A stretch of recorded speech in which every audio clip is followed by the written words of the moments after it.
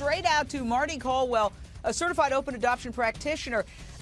You are an expert in adoption. Is there something that these two moms who had paid for the medical bills and cut the umbilical cord could have done to protect themselves legally so that this young lady couldn't turn around as she did and said, "Give me my baby back"? You know, Jane, there are things that adoptive parents can do, and one of them is they have to make sure their home study is ready to go. And we don't know whether or not their home study was viable and ready to go. Again, a professional adoption attorney, facilitator, or agency that can help with this, because this was nonsense. They should have had this in place, and the attorney should have been in contact with them continually to make sure that paperwork was filed on time. Let me say this. They said they were scrutinized 6 ways to Sunday, that these two mothers who were in a loving relationship and are actually married.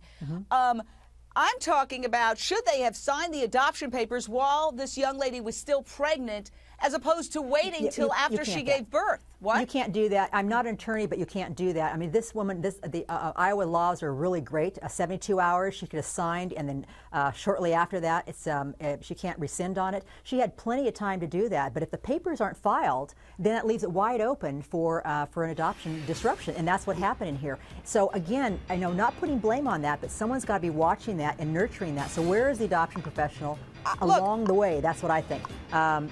You can be the greatest couple, but you know, we're all vulnerable. I'm an adoptive mom myself, and you're vulnerable to the adoption professional and putting their care into it. I had 7 attorneys in my adoption, and I trust them completely. That's one of the reasons I got into doing adoption work.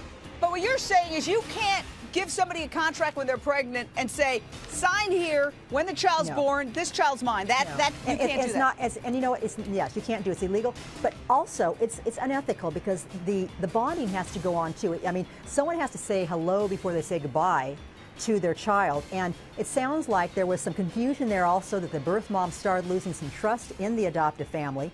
And that's when you have to have that relationship where they continue to trust each other and they feel they can honor that ongoing relationship. I think there was a lack of trust on both sides after the birth, and I think emotions changed, as they will after the birth.